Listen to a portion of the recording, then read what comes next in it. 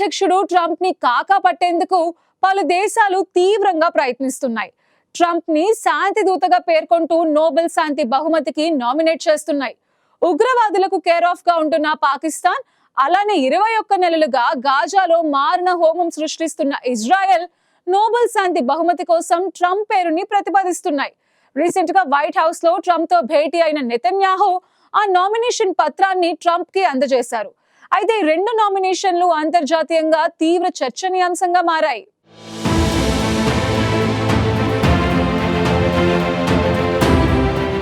తనను తాను ప్రపంచ శాంతి దూతగా చెప్పుకునేందుకు ట్రంప్ తీవ్రంగా ప్రయత్నిస్తున్నారు. భారత్ పాక్ మధ్య యుద్ధాన్ని ఆపేశానంటూ క్రెడిట్ తీసుకున్నారు. అసలు ఈ యుద్ధంలో మూడో దేశం జోక్యమే లేదని భారత్ వాదిస్తున్నా ట్రంప్ మాత్రం తాను చెప్పాల్సింది చెప్పుకుంటున్నారు. ఆ సమయంలో తనకు నోబెల్ శాంతి బహుమతి ఇవ్వాలంటూ ట్రంప్ డిమాండ్ కూడా చేశారు. ఆ తర్వాత పాకిస్తాన్ ట్రంప్ను 2026 నోబెల్ శాంతి బహుమతికి నామినేట్ చేస్తూ ప్రకటన విడుదల చేసింది. తాజాగా ఇజ్రాయెల్ ప్రధాని నెతన్యాహు కూడా ట్రంప్ను నోబెల్ శాంతి బహుమతికి నామినేట్ చేశారు. జూలై 7వ తేదీన వైట్ హౌస్ లో జరిగిన విందు సందర్భంగా ట్రంప్ను నెతన్యాహు శాంతి స్థాపనకు నాయకత్వం వహిస్తున్న నాయకుడిగా ప్రశంసించారు. అమెరికా అధ్యక్షుడు డొనాల్డ్ ట్రంప్ పేరును నోబెల్ శాంతి బహుమతికి నామినేట్ చేస్తూ లేఖ పంపినట్లుగా ఇజ్రాయెల్ ప్రధాని నెతన్యాహు తెలిపారు.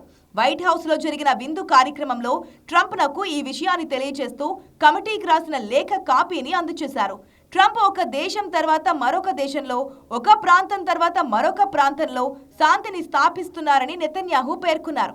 అందుకే నోబెల్ బహుమతికి కమిటీకి పంపిన లేఖను అందించాలనుకుంటున్నారని నెతన్యాహు అన్నారు.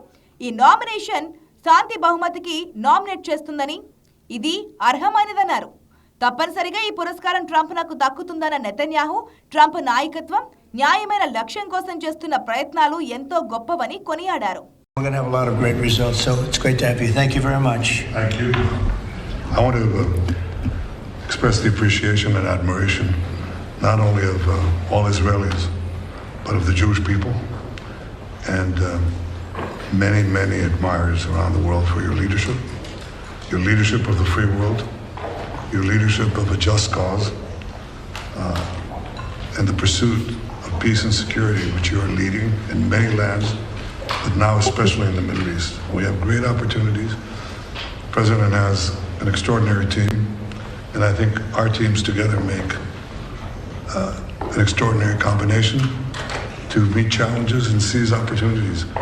But the President has already realized great opportunities. He forged the Abraham Accords. He's forging peace as we speak in one country and one region after the other.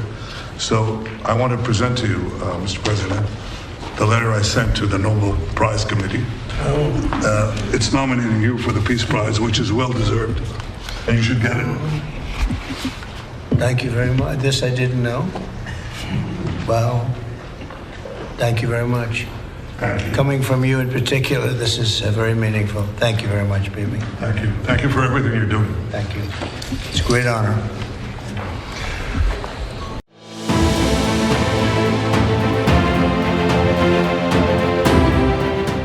పశ్చిమాసియాలో శాంతి భద్రతల కోసం చేస్తున్న ప్రయత్నాలను ఇజ్రాయెల్కే కాకుండా ప్రపంచవ్యాప్తంగా అనేక మంది అభినందిస్తున్నారని, సవాళ్లను ఎదుర్కోవడానికి, అవకాశాలను అందిపుచ్చుకోవడానికి ఇరు దేశాలు కలిసి పనిచేస్తాయని భావిస్తున్నారని నెతన్యాహు పేర్కొన్నారు.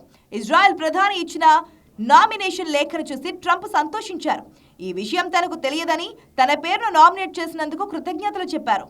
విందు సందర్భంగా ట్రంప్ మొదటి పర్యాయ అధ్యక్ష హయాంలో 2020లో సాధించిన అబ్రహాం ఒప్పందాలను నెతన్యాహు ప్రత్యేకంగా ప్రస్తావించారు. ఇవి ఇజ్రాయెల్తో United Arab Emirates, Bahrain, Sudan, మొరాకోల మధ్య దౌత్య సంబంధాలను స్థాపించాయి. ఇజ్రాయెల్ హమాస్ మధ్య గాజాలో 21 నెలలుగా యుద్ధం కొనసాగుతోంది. ఈ నేపథ్యంలో ట్రంప్ సీజ్ ఫైర్ ఒప్పందాన్ని సాధించేందుకు తీవ్రంగా ప్రయత్నిస్తున్నారు. అయితే నెతన్యాహు ఈ చర్చలను ముందుకు తీసుకెళ్లేందుకు ఆసక్తి చూపిస్తున్నా గాజా యుద్ధాన్ని పూర్తిగా ఆపివేసేందుకు మాత్రం అంగీకరించడం లేదు. అయితే ట్రంప్ మాత్రం నెతన్యాహుతో కలిసి తాను అద్భుతమైన విజయాన్ని సాధించామని చెప్పారు. భవిష్యత్తులో కూడా మరిన్ని గొప్ప ఫలితాలను సాధిస్తారని పేర్కొన్నారు.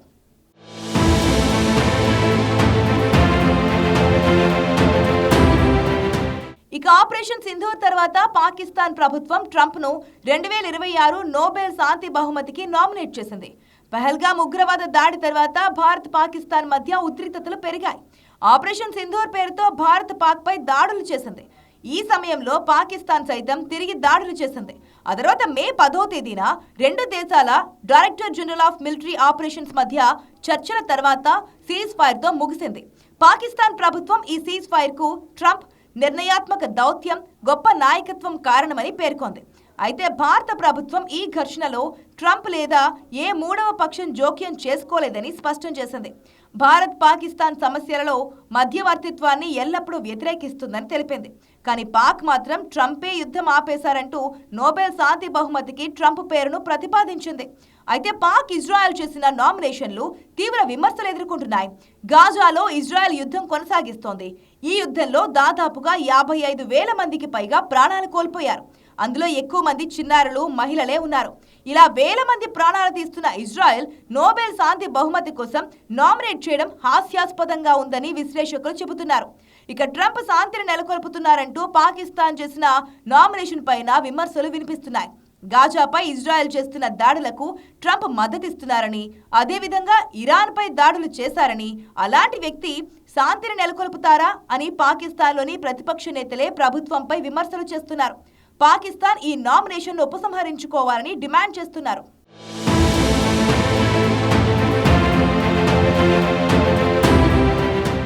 రెండోసారి అధ్యక్షుడిగా ఎన్నికైన తర్వాత Trump Russia Ukraine, Israel Hamas, Israel Iran ఘర్షణలను తగ్గించడానికి ప్రయత్నిస్తున్నారు. అమెరికా టారిఫ్ల నుంచి ఉపశమనం పొందేందుకు ట్రంప్ శాంతిని నెలకొల్పుతున్నారంటూ నోబెల్ శాంతి బహుమతులకు నామినేట్ చేస్తున్నారని విశ్లేషకులు చెబుతున్నారు. ఇక గాజా యుద్ధంలో ట్రంప్ మద్దతు కొనసాగించేందుకే నెతన్యాహు నామినేషన్ పేరుతో వ్యూహాన్ని అమలు చేశారని భావిస్తున్నారు. ట్రంప్ ఇజ్రాయెల్కు అమెరికన్ ఆయుధాలతో పూర్తి స్వేచ్ఛను ఇచ్చారు. ఇప్పుడు అది కొనసాగించాలని నెతన్యాహు భావిస్తున్నారు. మరోవైపు పాకిస్తాన్ ట్రంప్తో సంబంధాలను బలోపేతం చేయడం, భారత్తో ఉద్రిక్తతలను తగ్గించడంలో యుఎస్ మధ్యవర్తిత్వాన్ని హైలైట్ చేయడం ద్వారా గ్లోబల్ వేదికపై తమ స్థానాన్ని బలపరుచుకోవాలని చూస్తోంది. అయితే భారత్ ఈ మధ్యవర్తిత్వాన్ని తిరస్కరించడం వల్ల ఈ నామినేషన్ విశ్వసనీయతను కోల్పోయింది.